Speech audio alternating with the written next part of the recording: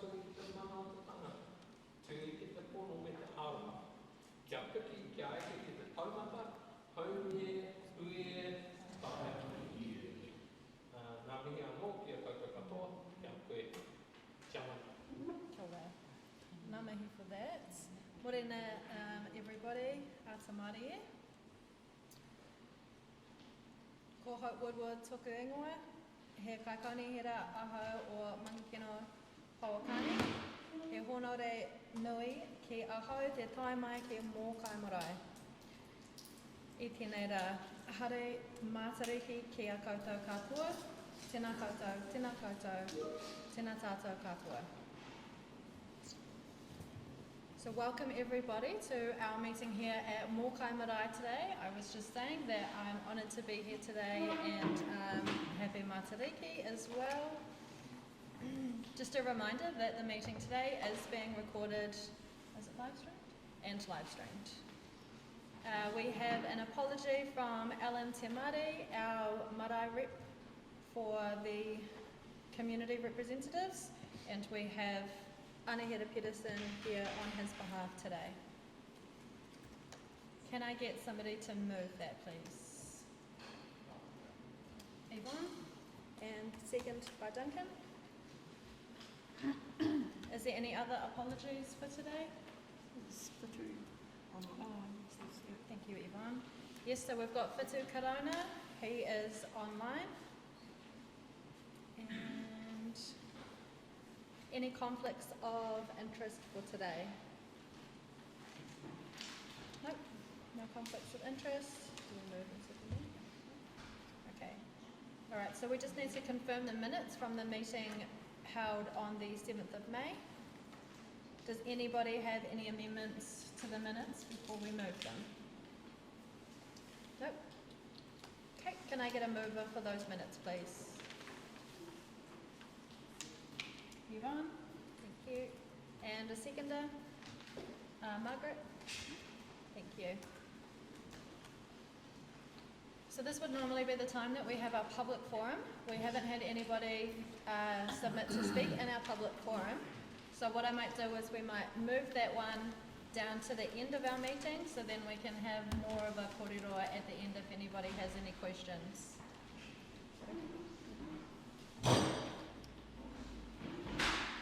Okay. Do I need to move in second to it? No. Okay. So now I would like to invite David Ramika to speak to our members about the community engagement and development. Kia ora koutou, kuraui rāwe ka hau, he kaimahi o te kaunga rāwe o Taupo. Just bear with me on deputising for Claire. She gives her apologies, she's got another engagement, but she has sent me through her update for today's meeting. I'll just bring it up, sorry. Just to make sure we're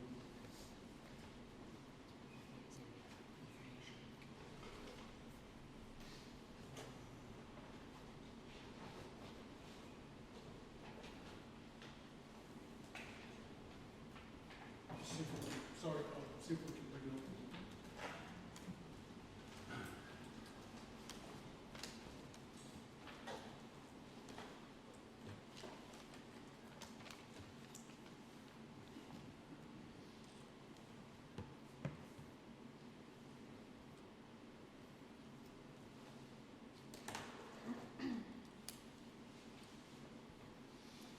So in terms of Mangakino lakefront development, draft design sneak peek, we had a pop-up at the lakefront last Sunday to show the community where we have landed with the draft design and how their feedback has continued to influence the design.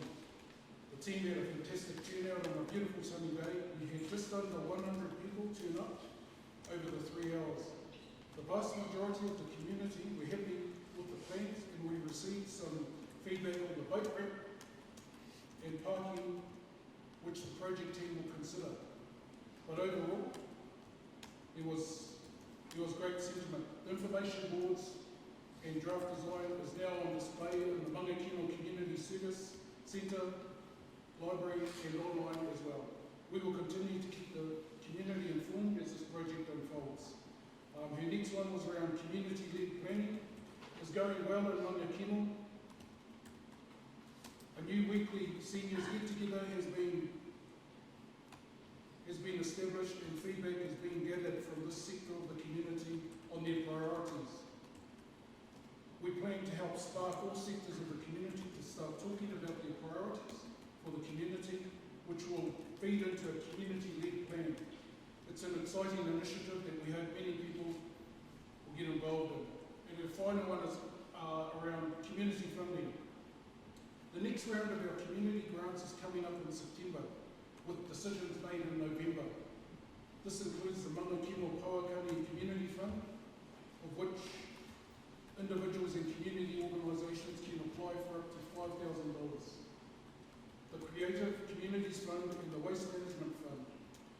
Communications will be circulated through various council channels so that the community are well informed. If people are signed up to the funding email community portal, they will have already received notification. And that's the update for Queen Ridge. And again, she passes on her apologies due to another engagement that she has. Got it, David. Okay. Do we need to move into that one or just move straight into it? Yes, just move. Okay. Thank you. All right, so now we are going to have Sarah Leland from our Three Waters team, and she is going to be doing an update about the Mangakino wastewater infrastructure issues.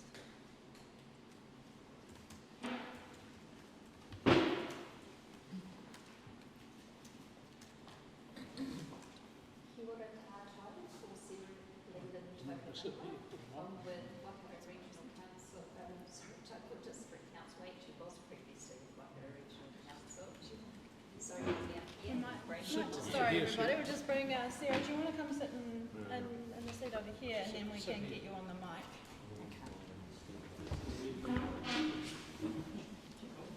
Thank you, Mayor John, for giving up your chair.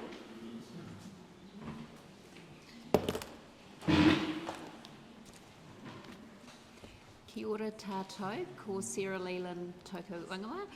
I am with Taupō District Council and I'm the Three Waters Manager, and I'm just going to give a bit of an update today on the Mangakino wastewater system. So we do have some planned upgrades at Mangakino, but we've currently got those on hold because late last year the wastewater environmental performance standards were released as part of the waters legislative changes. And with that, we now need to consider what the resource consent implications are of those changes and other legislative changes as well. So we're working closely with Waikato Regional Council on that. And once we clarify that, we will be able to then confirm what those upgrades are on the wastewater treatment system. As noted in the report, we do have budget for that upgrade in 27-28, but again, it will just depend on the time frames of when we get clarification about the legislative changes and what that means in terms of the resource consent. Part of that upgrade as well, noted in the report, is that there are some holding tanks which are just by Remu Street there, and they can cause some odour. They will be part of the upgrade, removal of those once we can go ahead with that. And we've just recently sent a letter out to about I think 50 properties in close vicinity to those tanks, just outlining that we are planning works, and we're just waiting to work through some of those wider aspects and just providing our contact details if anyone wants to reach out. Did you want me to also talk to the inflow and infiltration? Yes, thank you. Okay. So another area of challenge for us with our Mangakino wastewater is that we've got what we suspect to be quite a lot of stormwater entering into the wastewater network. And what that does is that those wastewater pipes are only designed, and the wastewater treatment plant for that matter, to take a certain flow. And so when we have stormwater going into it, and this is like stormwater from residential properties, from roofs entering, it puts a considerable strain on that network, and that causes overflows. And when we have wastewater overflows, there's a real risk that that then gets into water, and obviously we don't want that. So we're working to resolve that issue. So in terms of next steps there, we've engaged Hydrojet, and we're looking at starting work late July, early August, and smoke testing about 50% of Mangakino. And so what we do with that smoke testing, whilst it's called smoke, it's actually a harmless vapour, similar to what you might have seen at a party where they've got smoke there that they sort of add for, I guess, atmosphere. So what they do is basically put smoke into the network and then observe where that smoke comes out of the network. And so if that's coming out of, there could be breaks in the actual pipe, which is letting groundwater in, but it can be where we've got down pipes connected and the like. And then we'll also be looking to do just inspections around the property and just checking things like people's gully traps, which are a wastewater connection device on the external of the property, that stormwater's not flowing into that either, because again that's just allowing entry into that network.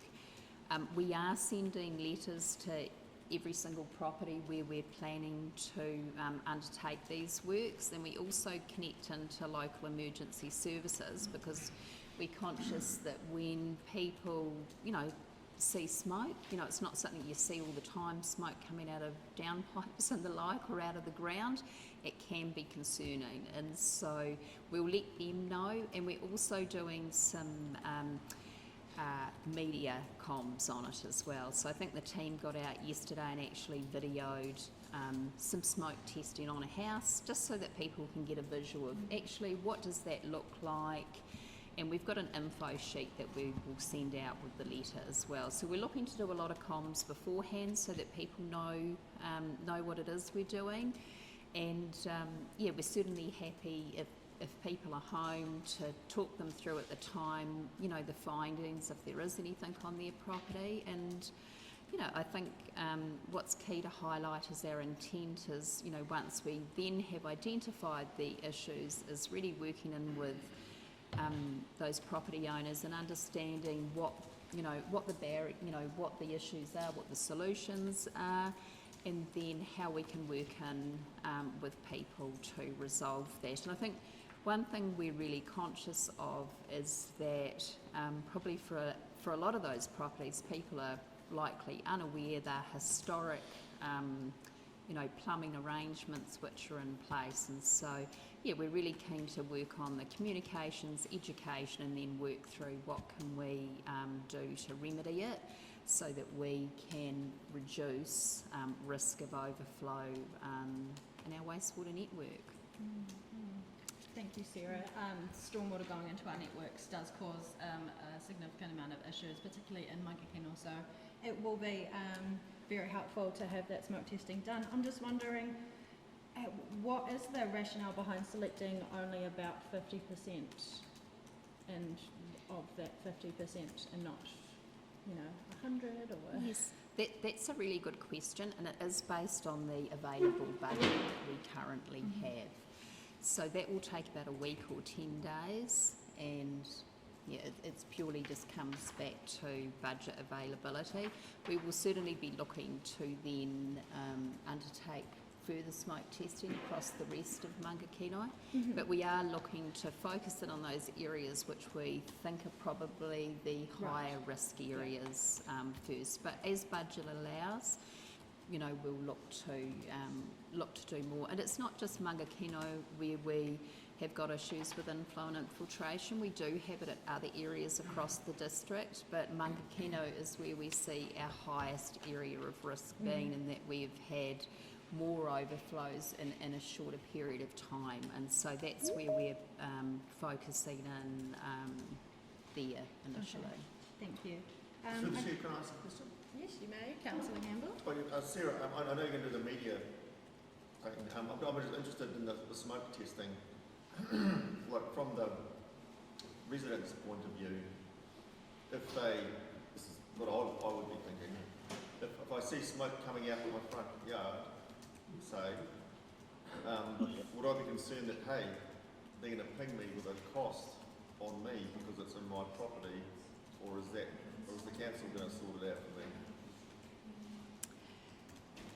I think with that, and that's a fair question as well, that it's not going to be a one size fits all. In some circumstances, it's a really minor fix, like it might be just putting an extension on a gully track, and with others it could be more involved. It might be an issue in our network with a break in the pipe, and I think it's really difficult to say until we've actually got the information and we understand what issues we've got, and then what fixes are required to then identify our pathway forward. But as I noted before, that our intent is to work with people. We're not intending to take an enforcement approach with this as our first port. Our first port is really understanding for people, what are the barriers for them, and then we would go back to collate the data and really figure out where the issues are and create the best solutions for everybody, because at the end of the day it's about securing the network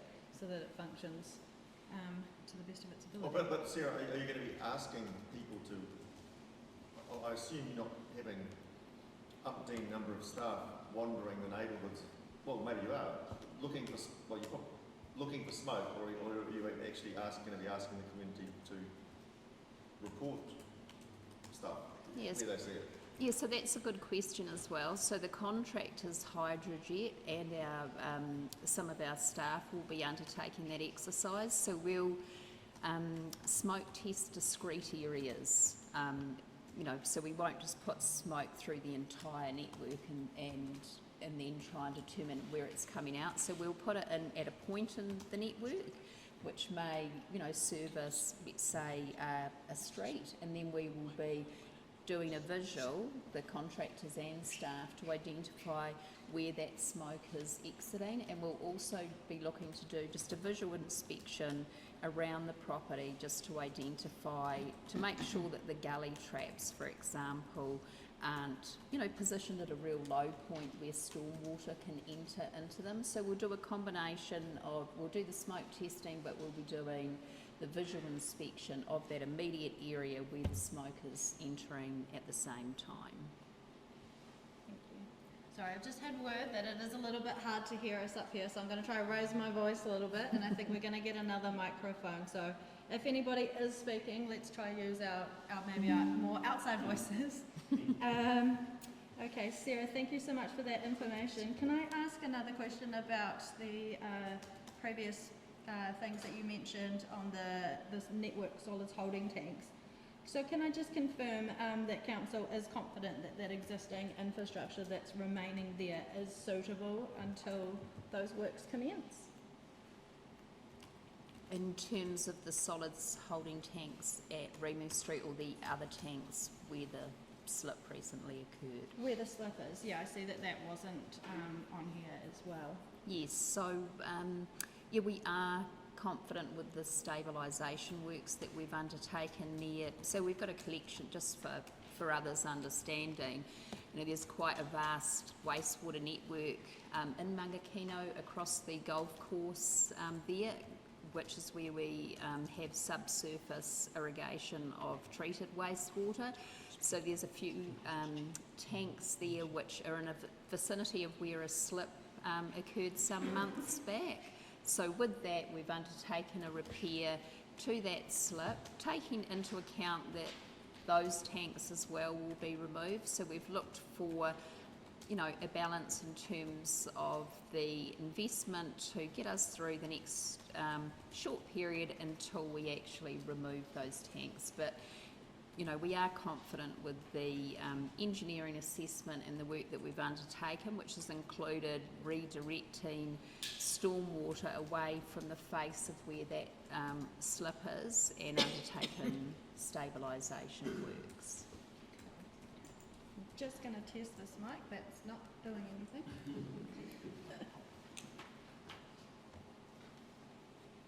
Alright, how was that? Getting a little bit louder? No. How about that? There we go. We got it. They got it. Okay, so now I feel really on the spot. Just a question on that. So we've undertaken a repair on those slips. I'm just wondering if council will provide the community with an update on that repair, total cost of the investigations, assessments and remediation work undertaken this year on that review. Thank you. In terms of, you know, back through the representative group, is that what you're thinking there, Councillor Woodward? Either, as long as it's done through a proper channel, yes. Yes, certainly we can provide that information. Through the chair, may I ask a question? Yes. Coming down. Pass the mic. Thank you, Sarah, for that report. On the golf course, on the Fairway 3, towards the dirt road towards Matakuri Island, lakefront, we've had major damage there across the whole of the fairway, number 3, on the golf course. Is that your department? Sorry, you've had what? Repairing of the drainage that's been open and exposed on our golf course. On Fairway 3. Is that where the stormwater Is that drain your area? is? Is that the stormwater drain that Yes. blew up? Yes, the stormwater drain. Yes. Yes, so that was, there was a CCTV, so we put a camera through that stormwater line and identified that there was some root obstruction in there, so tree roots, plant roots. So we have removed those roots and then the team are going to put new soil on top of that stormwater drain, because when that capacity in that line was restricted, it meant that there was some overland flow of stormwater across the ground, which removed some of the soil through that area. So if they've not already undertaken the repair, they haven't undertaken that repair. Okay, so I can follow that up just to confirm where they're at with undertaking that repair.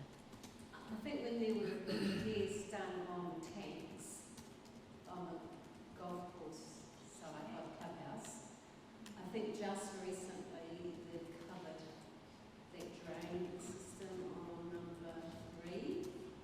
I don't know how much repairs have actually been done on it to prevent it opening up again, because listening to our groundsman, that the problem was between that fairway number 3 and the lake outlet.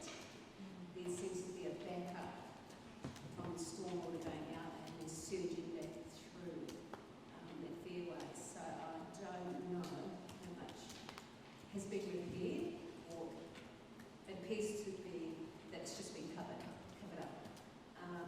And can I please ask that a report goes directly to the golf club as well, because we've got no idea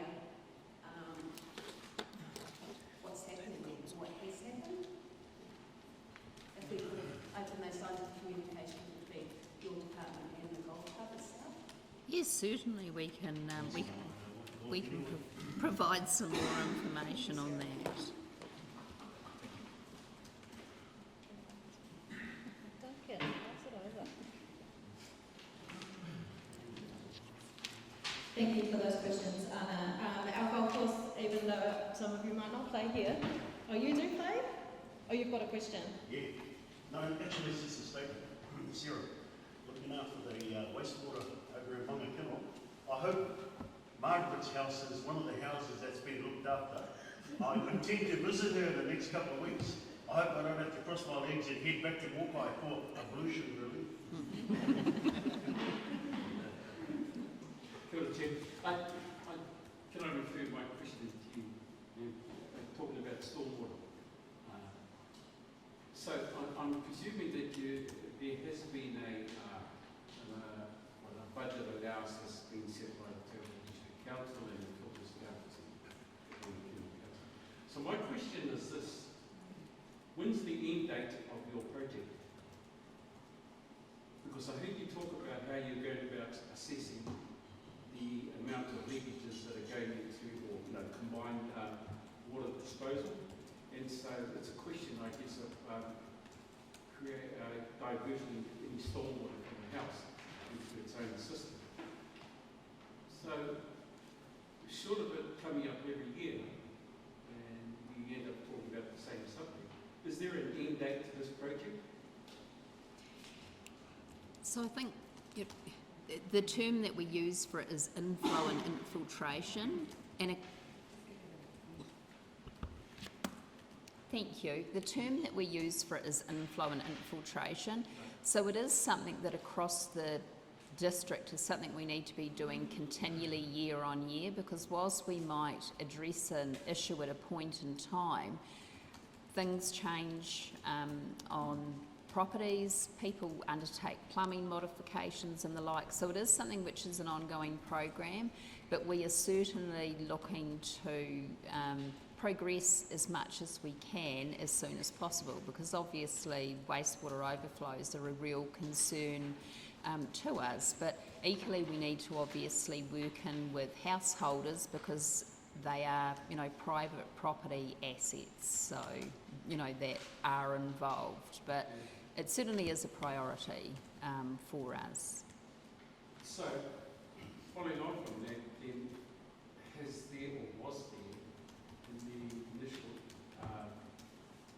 period of this project a sort of cost-benefit analysis that was if we get all of these, if we divert X thousands of litres of stormwater out of the wastewater treatment system, the savings to us would be, ratepayers would be $5 a week on your rates or anything like that? Was that ever done? I'm presuming it was. It'd be interesting just to know and how you, because I heard you talk about your communication process, so there's got to be a good luck story in there somewhere, isn't there? Yeah, sure. And benefits that go back to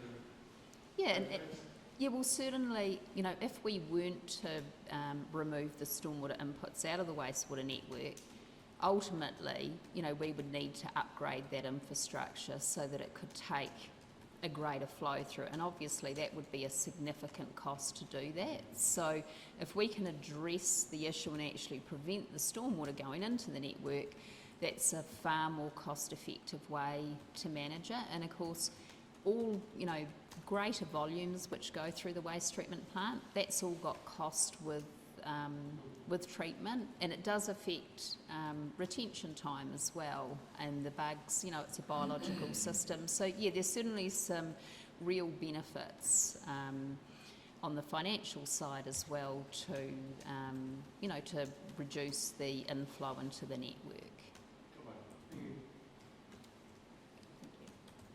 Thank you, and thank you for your partai. As I was saying before, our golf course is very important to us in Mangakino and for our visitors, for our tourism. We really want to make sure that our golf course remains somewhere that we can still have visitors on and can play on ourselves, and we have experienced a number of issues across that golf course, so just ensuring that those issues are sorted. Oh, and Sarah's left. Do you have further questions? Yes, I did. Sorry, Sarah. I just had a couple more questions relating to our conversation just there.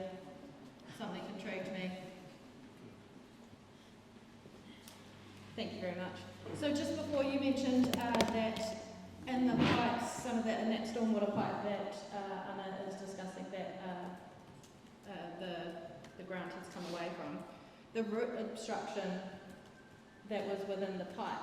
So what has caused the root obstruction in the piping? Should there be roots within the piping system if there's been maintenance?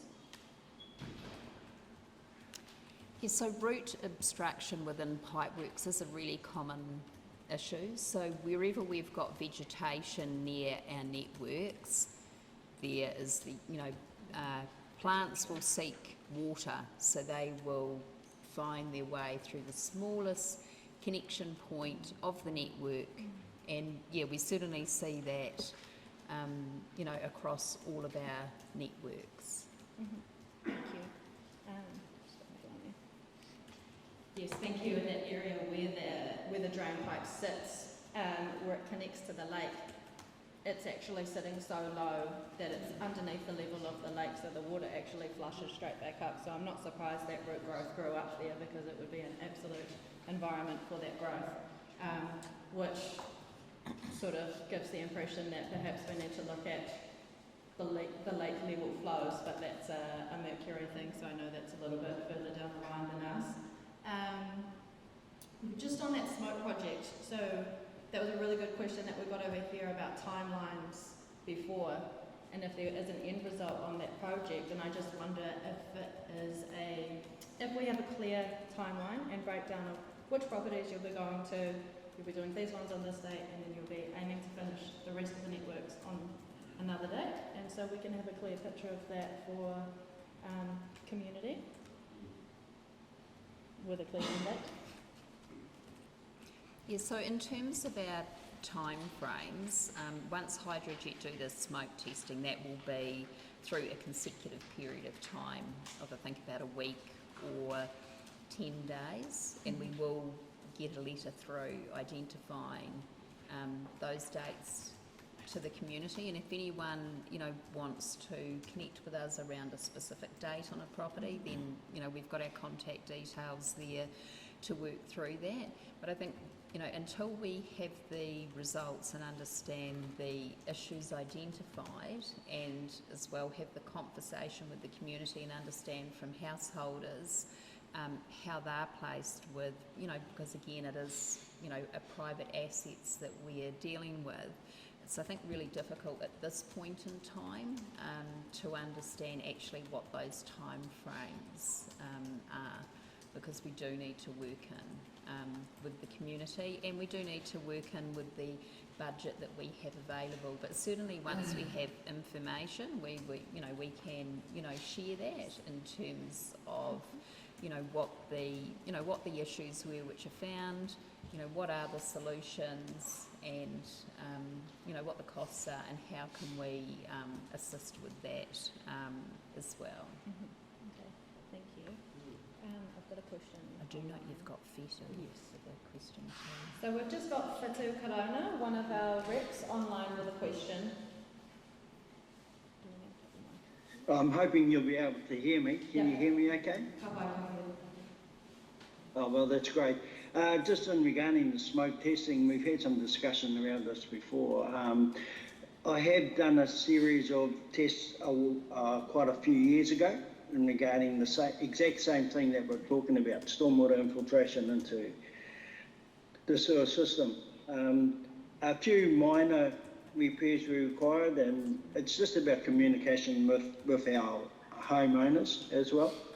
I appreciate where it's coming from and the different difficulties some people might have, but the majority of it is downpipes running into gully traps, being piped into gully traps, and so that's one of the major causes. There may be some little infrastructure problems as well in regarding underground that we don't know of, which we'll identify through that testing when we go through that testing. Other than that, I think it's essential that we understand that we don't get stormwater into our sewer system, because the overflow is just going to go straight into the lake or go across ground, so that creates that health issue. So it's really important that we do go through with this and as timely as we can. Hopefully it won't be a too major cost for our homeowners in regarding the repair work that may be required. Like I say, a few of them aren't severe issues, so that's a plus in regarding that. So yeah, that's all I'd like to say. I've been having some difficulty with my technology. I'm stuck in the water up. I'm talking about stormwater. There's a lot of stormwater and a lot of rain running around here at the moment. So yeah, thanks for that. Yeah, I'll leave you to it. Thank you for your comments, Fitu, and we acknowledge that you can't be here today and have had those difficulties, but appreciate all of your input. Sarah, just lastly, because I do actually have a number of questions on our wastewater infrastructure, but I'm not going to take the rest of our time up here today with it, and I have asked those questions previously. So I'm just wondering if they are better dealt with outside today's meeting, that's absolutely fine, but I'd appreciate knowing the appropriate pathway and time frame. Can you please confirm the process for myself as an elected member to now receive further information about this issue that's through the Local Government Information Act? Yes. Kia ora, Councillor. So I may be able to assist with that. So as an elected member, you're entitled to receive information, as are the members of the public that we hold, and as you're right, pointing out the Local Government Official Information Act that allows you to seek that information. But I think it's through relationships and communications, and as we're sitting here today, we can ask and have a good korero about it to share that information that you ask for, and we meet every Tuesday as well, so I'm happy to answer any questions that you may have and give you that information that you need. Thank you very much, Warwick. So I will be happy to forward my questions on to you. So those are the last set that you have been able to answer, Sarah. Thank you. Okay, so moving on.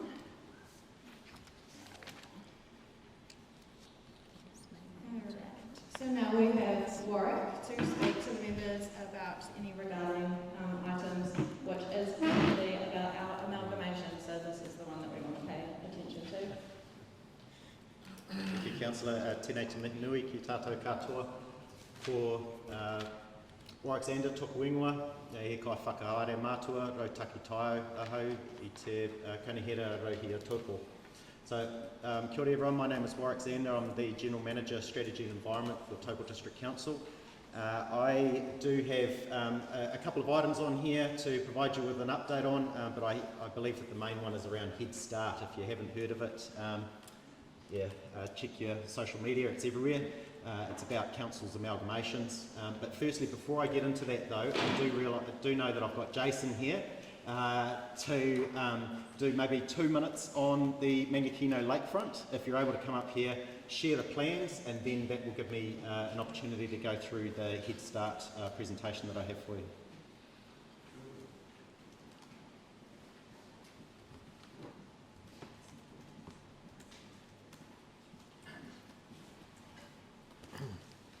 Kia ora everyone, I'm Jason Dane, Project Manager for the Mangakino Lakefront Development. We came out and Punch kind of took the glory for Claire there. We did an engagement on Sunday, which followed up from one we did in September. And we've been revising the lakefront development from our feedback we got in September. We came out with 3 options for basically all around where the boat ramp location is placed, which all affects how the function works between swimming and boating. We've had a lot of concern about safety and families versus boating activities. So where we've ended up with that feedback was pushing the boat ramp up to the top there, you can see it, with the existing one being in the center. It will now become a accessibility location for swimmers and potential kayakers to come into there.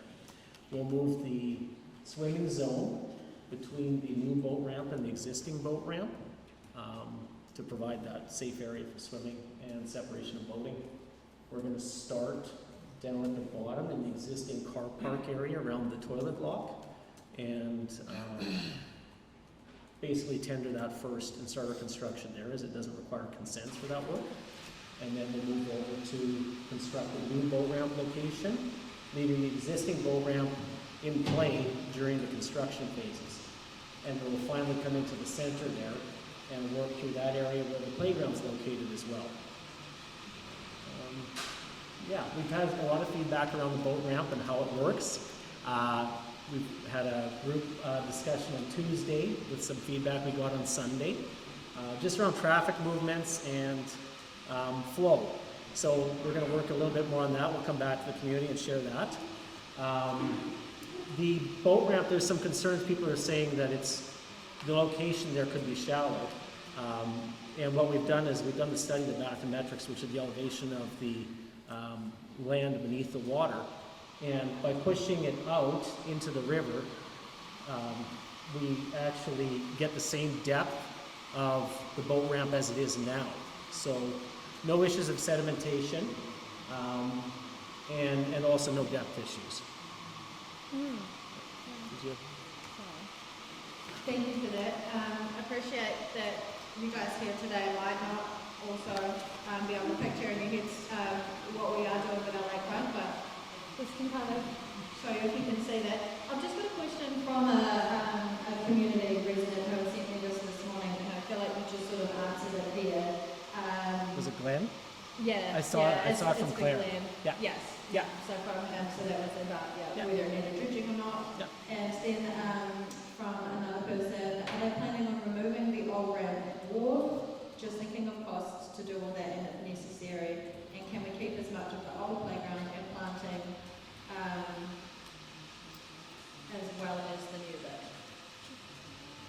So the old boat ramp will keep the structurally sound side, which is the left side, and that will become the accessibility location. But the right side has to go. It's structurally failed and undermined. So for safety reasons and maintenance and consent, it has to actually go. Yeah. We're maintaining as many plants as we can. So a lot of the trees are staying or they're going to be relocated. And then we're bringing in a lot of natives for the new planting. And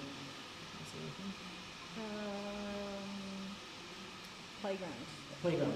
So a lot of that playground equipment is end of life, but we're going to assess it and use what we can out of it. But it is moving location because the playground is essentially kind of where the boat wash area is. Yeah. And it's going to move over quite a bit. And there'll be a lot of nature play, but we're going to work through that with engagement on what that playground looks like.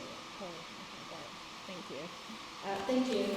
And just a quick question from me. Are we including our tamariki in any of the planting in that? Yes?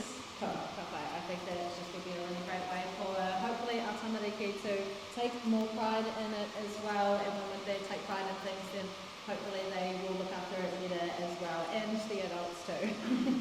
Thank you very much for that update.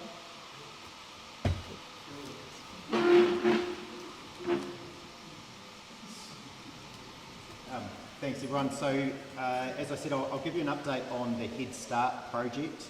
It was a government announcement on the 5th of May around potential amalgamations for district councils and what would be happening with our regional council functions as well.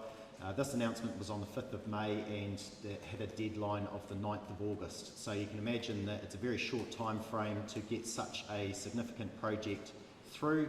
And so myself, elected members and other senior staff and policy planners have all been working very hard to get some form of analysis completed, enough for our elected members, our community, our iwi partners to be able to make informed decisions in such a short time frame. So we held a workshop on the 9th of June with the council elected members to provide an initial update on the information that we had at the time, and then we had an extraordinary council meeting on the 30th of June.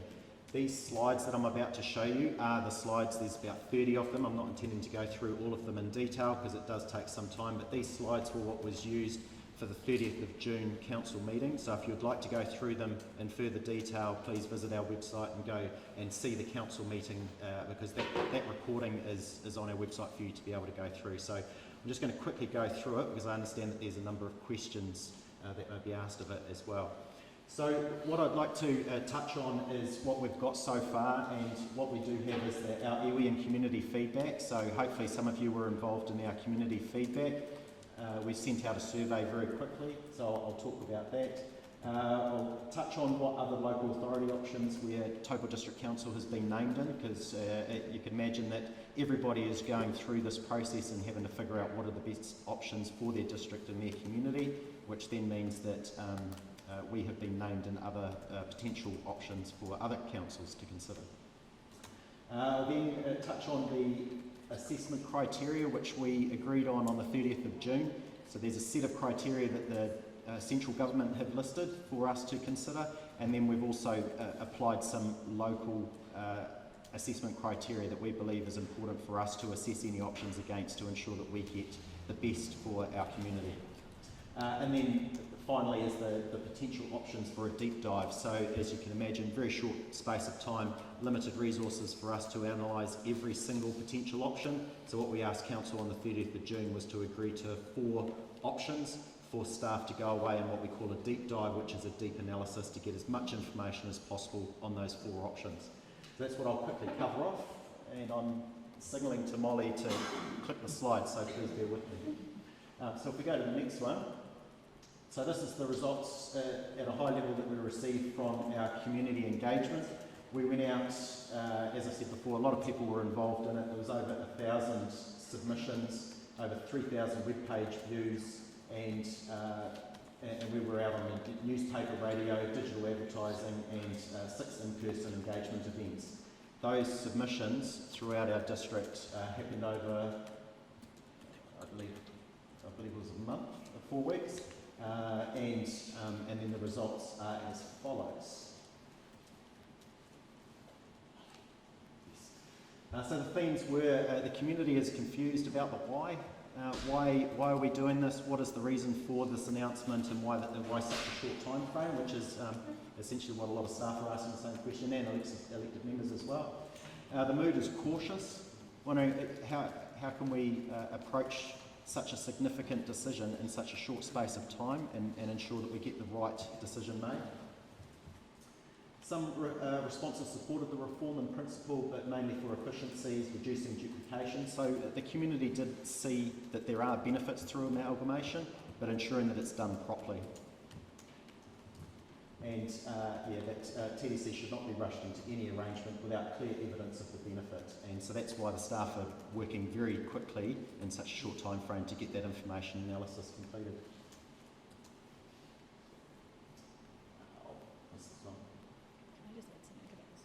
Yeah, sure. Just wanted to add in that if you fancy seeing the community survey results, they are on the TDC website as well, or just over 1,000 of them if you feel like reading beforehand. Interesting comments. So very quickly, one of the questions was, what priorities would you like Taupō District Council to consider when we're looking at their potential amalgamation? So we were asking for community feedback on this. What came out on top was around financial sustainability and affordable rates. So you can see in the blue line there, hopefully, that a lot of the community valued those as very important, and through to, if you combine very important and somewhat important, then it comes down to our quality of services, amenities and infrastructure. So that information helped us inform what priorities we were going to consider when we're doing our deep dive options.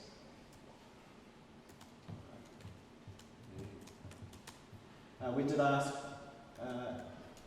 what the community viewed as potential options for us. What came out at 45% was us teaming up with one other council and submitting a proposal, and then closely followed by joining a proposal of multiple small councils coming together, and that helped inform the decision making on the 30th of June as well, which I'll get to. And we did ask the community if you were to provide an option of who you would like us to consider working with. Then the wider Waikato region came out on top here, followed by Rotorua Lakes. Taupō District, that's meaning for us to go it alone. It's viewed by the community as a potential option. Down to there were 10 of us that believe that we should pair up with Auckland, which when you're looking at your options, it's probably not a feasible one to consider. There might have been our Auckland ratepayers. Right. That's a breakdown of who the community that responded to the survey. And now iwi feedback, this one here. So we, as a project team, we have multiple work streams. One of them is our iwi partnerships and engagement. It's a particular work stream that we want to ensure that we engage as much as we can with our iwi partners and get as much information from them to help inform our decision making. What we have so far is the feedback that is up there on the screen. Firstly, it's around upholding existing treaty settlement agreements and arrangements and obligations. Secondly, it's around protecting the environment and the health and well-being of our waterways, including Lake Taupo and the Waikato River. There's a strong feedback around iwi representation, as ensuring that we keep that as part of the design of the governance of any future potential amalgamation, and ensuring that they remain as partners in any decision-making process. And then finally there, consider an option that council prioritise our waterways, catchments and our rohe as well. I might just skip through this part actually. As I mentioned earlier, there's a number of options where we've been named in other council proposals, ranging from a wider Waikato unitary right through to going into the Western Bay of Plenty as well. However, where we've landed is focusing on what is best for Taupo ourselves, and so that's where the 4 options have come from. So if we go, what have we got next? Oh, okay. Sorry, go back one slide.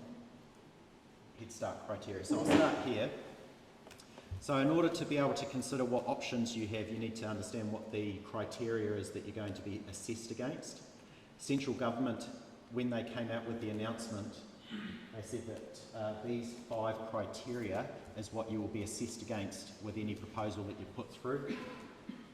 In no particular order, there's deliverability, so ensuring that whatever you put as a proposal with your potential partners, that it's actually deliverable and it's a feasible option. It supports the new planning system, so if you're not aware, we're also undergoing a full reform of our Resource Management Act 1991, and that's leading into 2 separate pieces of legislation, so that we've also got that piece of work underway, and what the government is asking us is to ensure that any amalgamation aligns with the new planning system. It simplifies local governance. So this is one of the key criteria that central government are after, is ensuring that we're simplifying our governance, and we're reducing duplication, and we're finding efficiencies by way of amalgamation.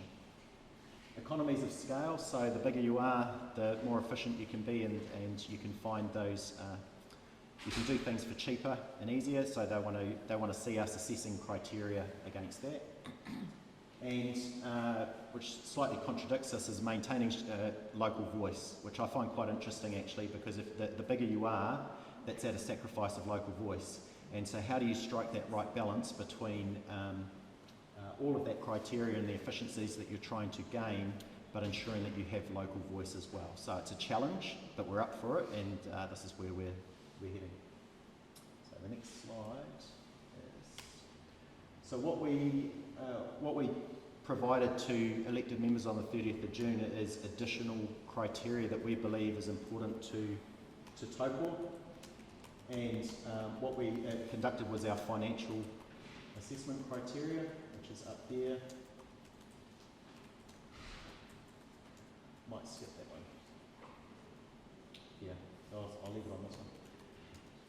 The priorities that we came up with are listed up there that we believe are important to Taupo, and that's a reflection of our community feedback, our iwi partnership engagement that we've received so far, and the information that we've received from our elected members. That's not the updated slide because it doesn't have the rural. Yes, you're right. Could you Yes. just say that it's been marked so it's recorded, please? Yes. So these slides, yes, you're right. This is the slide from the 30th of June that wasn't updated until after that meeting on 30th of June, but it was noted that we wanted to ensure that there was rural representation, and the rural priorities were met. So we split that into the third to last bottom point, bullet point there, where it was urban growth and rural priorities were met. So we ensured that we captured that. So we heard from the community that decisions on local issues are to be made locally, strong voice on big decisions, community infrastructure meets our needs, continue to delivering local services. Key drivers of Taupo economy is supported. We are a tourism economy here, so we're ensuring that our economy is prioritised through this process. The vision and strategy for Waikato River remain, upholding treaty-based agreements, so those reflect our information that we've received from our iwi partners. Urban growth and rural priorities are met, environment is protected, and new amplified hazard risk liabilities are considered. Now that last bullet point reflects if we are to go into an arrangement with a council that may have a coast, for example, what hazards would we be inheriting as a local district if we were to amalgamate with a council that currently have coastal inundation and concerns around that space. So we need to assess whether it's worth going through that process with them.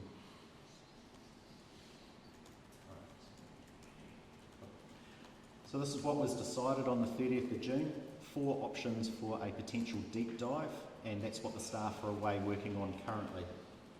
The first option is big, it's the Waikato region. So that's the entire Waikato. If you consider Waikato Regional Council, you switch that to a unitary authority, and then that's what that option is considering. So we're looking at what does that mean for Taupo, and remembering what I was talking about local voice, how do we ensure that we tick all boxes if we're in such a large unitary authority. So that's option 1. Second option is Rotorua, South Waikato and Ruapehu. So those are the 3 neighbouring, properties, neighbouring districts to us. South Waikato, if you're looking at the Waikato catchment, Ruapehu with our iwi boundaries, which stretch into Taumaranui, and Rotorua as well.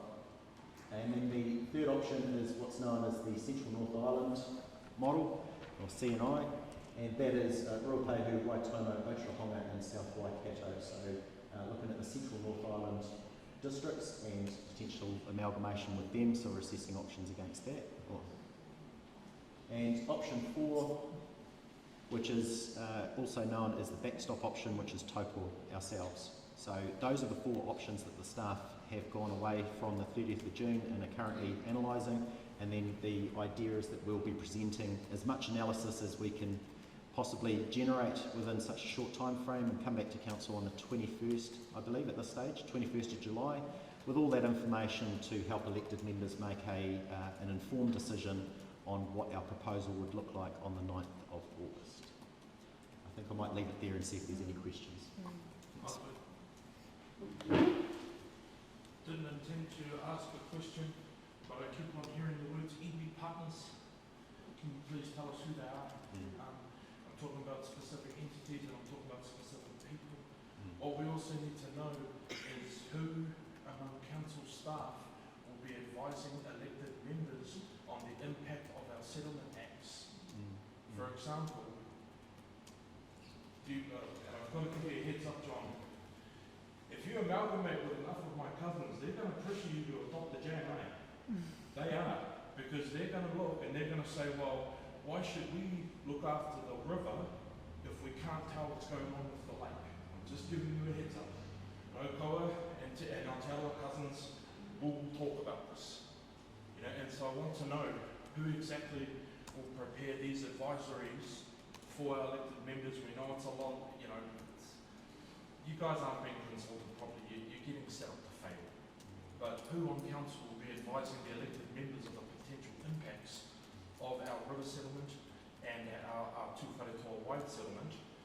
Because a lot of the iwi and hapu that we could potentially amalgamate with, they also have agreements.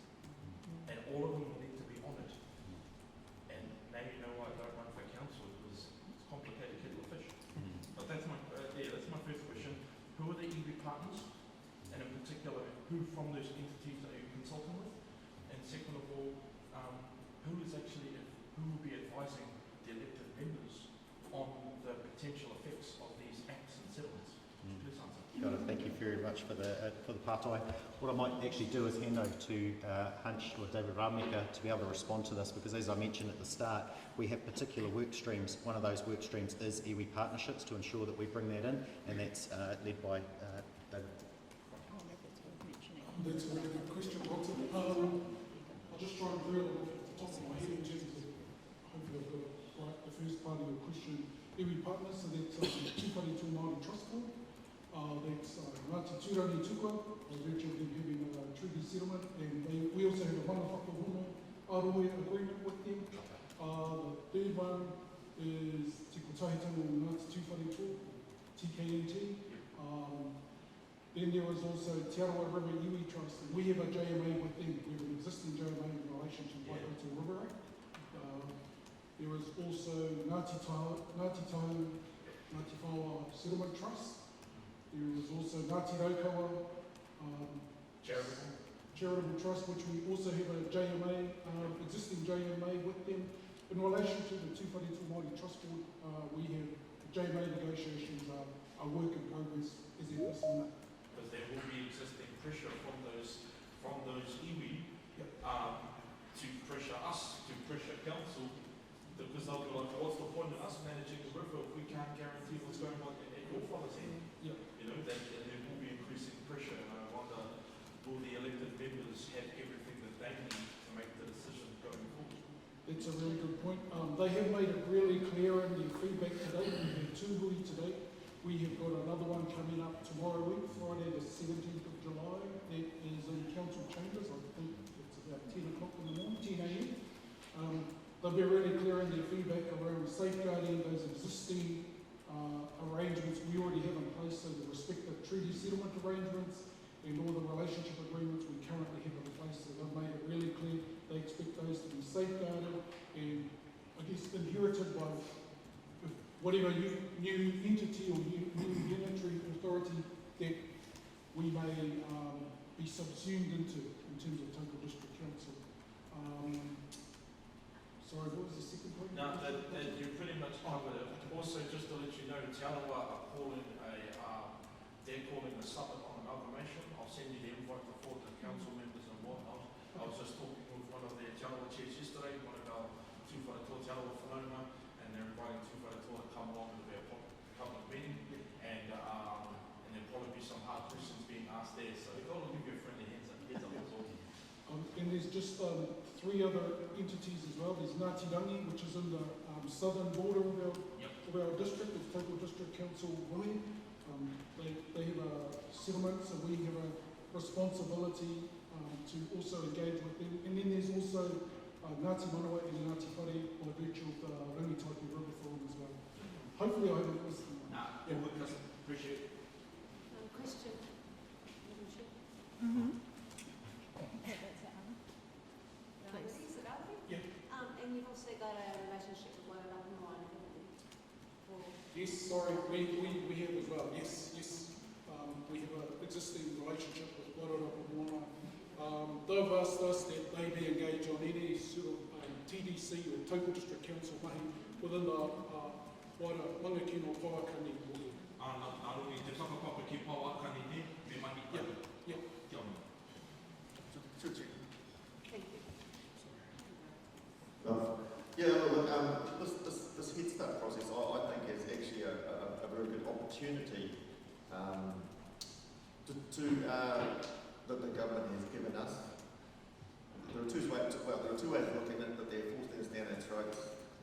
But I see it really as a great opportunity to make a new start and do things different and give a shake-up to this place, the place this place runs actually. And Warwick, you said, I didn't quite get the context, you said the bigger you are is the bigger sacrifice to local voice. I mean, that certainly is the perception out there, and I would say that yes, if we work things in the current model of this council and many others, the way things currently work, yes, that would be a watering down. But that's really, to me, pointing out there's a problem with the model actually, and if we can get that model for local representation good enough. And I think Auckland amalgamation is an example of they've got a bit of a different arrangement with local boards, and they've gone some of the way, but there's still quite dissatisfaction with the way that works out there. But if that can be used as an example to improve on, then I think whether we're tied up with Hamilton or real Paimu, we can actually do it better here than we are now. And I suppose the likes of Turangi and Mangakino probably see the shortcomings in the current model in terms of their local representation more than anyone, and that it could be improved on. And that's what I just want to say. I see this as an opportunity to do things better.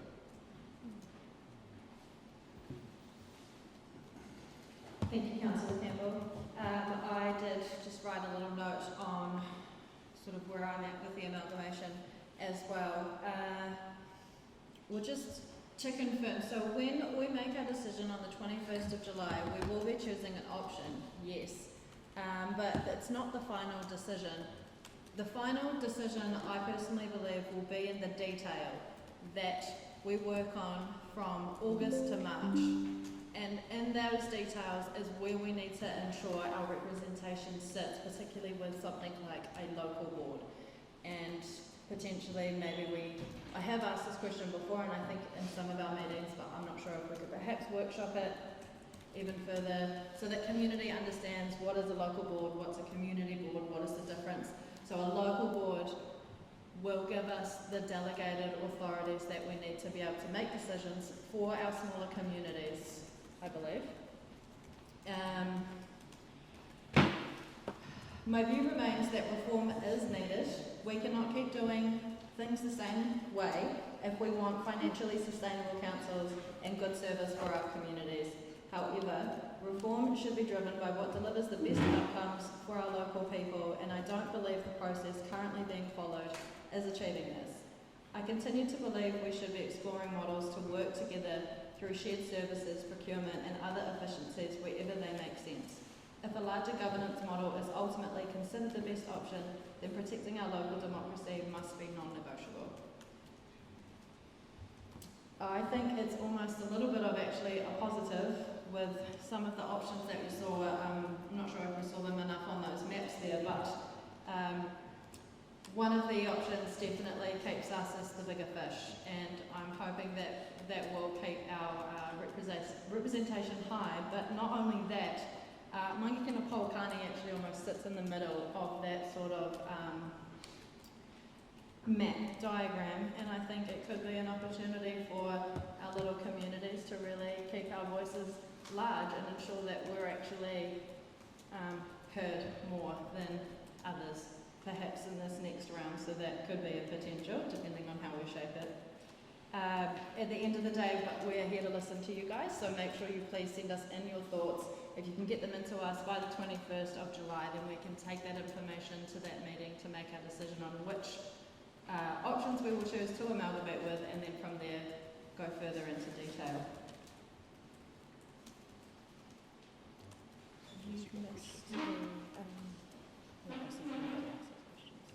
Does anybody else have any questions on the amalgamation? No? Oh, excuse me. Bless you.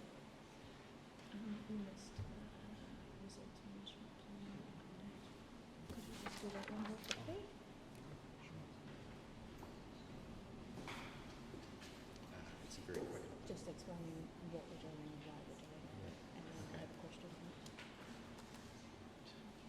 So in the member projects update, item 5.2, there is a blurb in there on the district-wide reserves management plan. So what the policy team are undertaking is looking at all of our districts, all our reserves within our district, excluding the ones in Turangi, and looking to review all of our reserve management plans. So a reserve management plan is a plan that's put in place by the district council on how we would manage that particular reserve.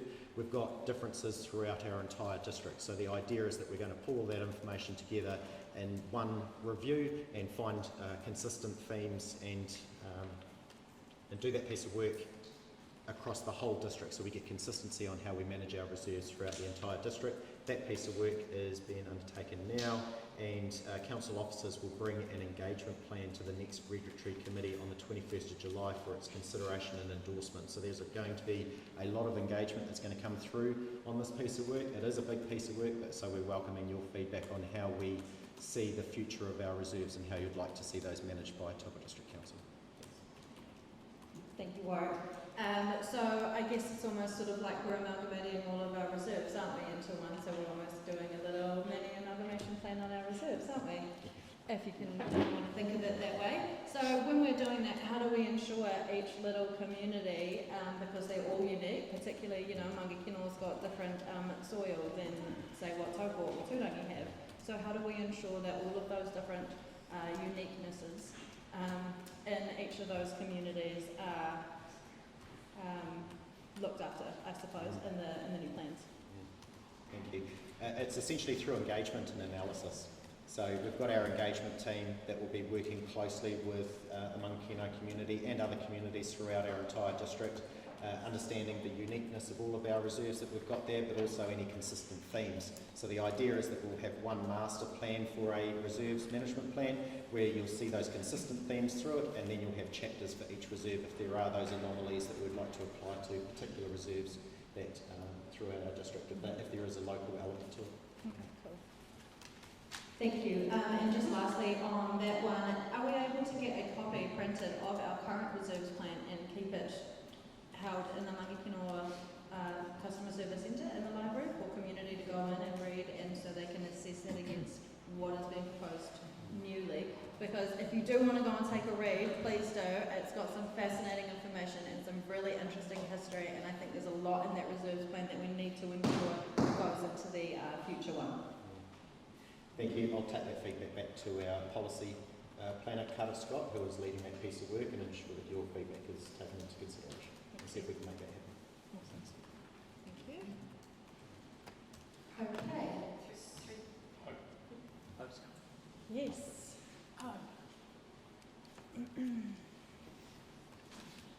Yeah, I've got a question, and it's from Mokai.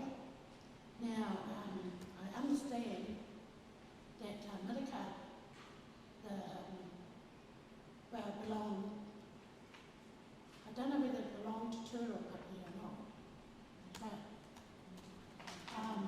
what happens to Mirika's land? Did a Taupō District Council, do you get to know that? Just a Merita, question. the milk factory, I think it's to do with their own Tūrangi land, I think. It's got nothing to do with Sorry, I see a hand up that may be able to answer. Is that what you're saying, or you got another question? Through the chair, if I may, can probably answer that. It's not anything to do with Oh, okay. the council, Oh, the government? not the government either. Thank you. So that land is owned by Tūrangi. So they will have a commercial lease with open country now that it's owned by, well, now that they own Minaka, so it's not a council issue. Sorry, I just walked in and caught the last bit of it. Was there any other corridor that needed to be answered regarding that instance? Did it I'm answer? happy to have a corridor to you afterwards and just fill you in so you know what's happened there. But it is a commercial enterprise, nothing to do with council. Kia ora. Thank you. Okay, so we've got no other questions from anybody else on those. Then Tori? Question on the reserves area. Yes. It's fine putting them all together, but my query is there plans to expand it? This has happened previously in the past. Is there plans to expand to where, sorry? SNA previously raised here some years ago to incorporate areas of Māori land that have national and international significance and deemed to be put in the name of the council. Are we going to go that way again? Or not? I'm hoping I may be able to answer your question. So SNA's significant natural areas under the Resource Management Act 1991, which is currently being reviewed and reformed. So any work on any SNAs that were completed was a couple of years ago had been put on hold, and so that piece of work will not be undertaken as part of this project. Thank you for your part. Okay. And over here? Yeah. One more, if I may. Again, and I know the corridor has been done, and Kevin, thank you very much for our time, saying about the speed limit in that Almaraia here. We've had the corridor about Miraka / open country. The trucks, and we're having ongoing discussions with those companies, and their delivery trucks speeding through between down at their location, up along Forest Road here, through our village, past here, and they're very fast. So could the council, and I know there's district planning and all these rules that you require, but could we look to extend that speed limit reduction further down the road. Absolutely. Safety is always our biggest priority, so I guess we would work in with NZTA and look at assessing.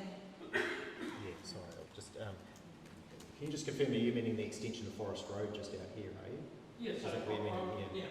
So I think the speed limit's down to, 7? I think there is a reduction coming up to the right. Okay. So whether it's possible to extend it further down to probably just past the village, I'd say, because there's not too many houses between the village.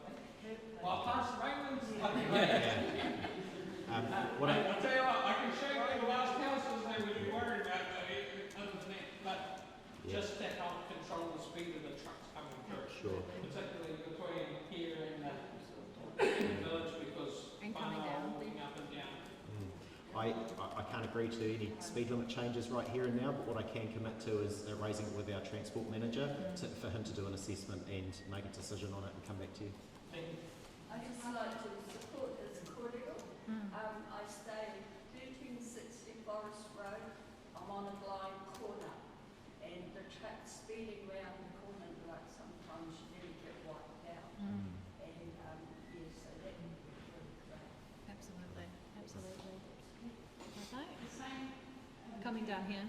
coming down from the hill. Yeah. And coming around the corner is the same. Yeah. The reduction in speed is on the bend, so they're coming faster around there, they can't stop, they can't slow down. Yeah. Before they hit the right. So it's those two as well that need to be looked at. Right. Couple, thank you. Thank you for those mentions. I have heard those issues before. It was another reason that I wanted to come here today, so I can hear directly from you and that it can be put through to our team for us to investigate, and I will happily advocate personally. Okay, are we moving on now? Okay, do I need to move this again? Yes. So I'll just get a mover and a seconder to say that we have received all of those reports, please. Can I get someone to move? Margaret, and seconded by Tony. Thank you.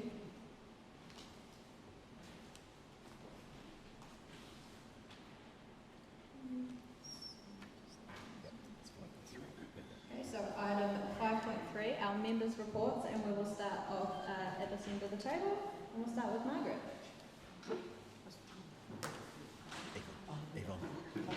Yvonne. Hooray!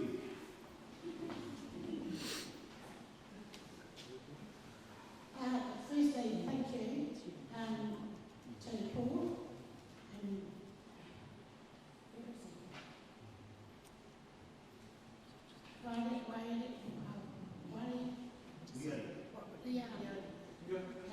thank you, Minnie. Thank you. It's been a pleasure to see such a lot of people here today. I was a bit nervous that it wasn't going to be anyone that started raining this morning. But thank you for coming, and good to see our mayor here. Thank you, John. Oh, g'day, I'm Tony. Put some things through from Mangakino. I've got some letters through from people about the lights coming into Mangakino. Just been through council, nothing's sort of gone through, so I'm going to push that. The buffaloes over at Mangakino, I'm going to help them with the petrol leases and that, because I've just found out stuff about that. Thank you. And I'll be working with Tony on that lease issue. Oh, good. Yes, please. No, he's gone. Tell them. Fitu, no, okay, we'll carry on. Fitu, if you're there, do you want to do your members' update, please? I'm back.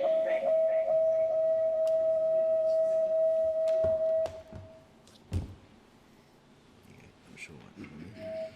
Is that me? Yeah, you're getting a bit of feedback. Speak now. I think he has two he's got two devices on the team, that's why. Click the LK. Take this one out. No, Click LK. LK. Now there's that person. LK's Leanne, that's his wife. Oh, okay, that's on mute. Okay. Fitu, try now. Try now, Fitu.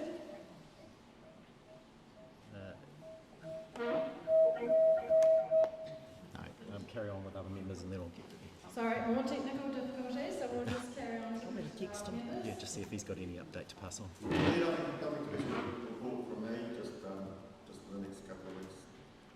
We're sifting through the amalgamation stuff to try and come to some sort of decision for a way forward, and that's taking up most of the energies right now. Kia ora, fill in from Pouākani and so the Marae's functioning really well. We've got a lot of young new trustees on board, so it's a whole new learning process and restructuring. I'll pass it on. Doing monthly markets, that's the first. They're doing really well, even though there was a bit cold start markets this time of year. So hopefully it'll pick up towards normal levels spring, summer. Next week, the Marae Roku are running I guess it's part of the school program, but it's a one for 10-year-olds to 18-year-olds. It covers Te Papamārearea and tikanga for our rangatahi up there. I'm not sure the numbers, so if you've got somebody here this way, I'm sure we might be able to fit them in. Just contact the Marae reps. Lakefront development. We attended the gathering on Saturday. It was really good. I believe there's a cultural group getting together to whānau. We hope to have a representative like myself on that group to kōrero with Anu from Moana and Craig. The aspect is really important and continue to have some input into that. That's all I can say with Marae development at the moment. Thank you, Anna. Hope Fitu just said thank you to the Mokai Marae for hosting us. And just an update from our member Fitu Karona. He's just saying thank you very much for Mokai Marae for having us today and having our rep meeting here. And from me, I think I've pretty much said everything. In our council chambers, obviously you can find out what we're doing online at our TDC website. We've had a few hectic meetings lately. We have just adopted our annual plan, which has given us our 6% rate increase, unfortunately, but we're still a little bit lower than a number of other councils. And what I find interesting about our annual plan, actually, and through this process that we've been doing, is reading other councils' annual plans and comparing them to ours, and thinking that that is actually quite an informative way for us to think about who we're going to amalgamate with. If we look at their annual plans, it does tell us a lot about their financials and how they spend their money, so it's an opportunity for us, I believe. And so I've got this wee note here, this lovely note from Lloyd, one of our community members in Mangakino. I love his paper that he's written it on. So Lloyd is a little bit frustrated with some lights. The lights both in the gardens and on a pole at the entrance to Mangakino, these lights have not been working for some time now. They've been reported to TDC to get the problem rectified, but to date we've had no action. Can these lights please be sorted? These lights are important for safety of vehicles turning off and into Mangakino and visitors arriving after dark. So if we just want to note that one. Anything else, team? Okay.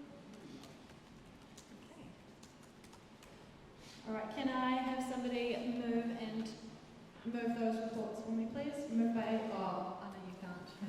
Moved by Councillor Campbell and seconded by Councillor Westerman. And we're going to be bringing our meeting to a close. Thank you very much again, Mokai Marae, for having us today. It was a great opportunity to build further relationships with you, and I'm thankful for the staff for coming out here today and supporting me and wanting to come out to you guys today, and appreciate our Mayor showing up today. We've had Councillor Cameron show up today and Councillor Taylor, so I appreciate that we've had so much people come to our meeting today. Thank you. All right, we're going to close with our closing karakia.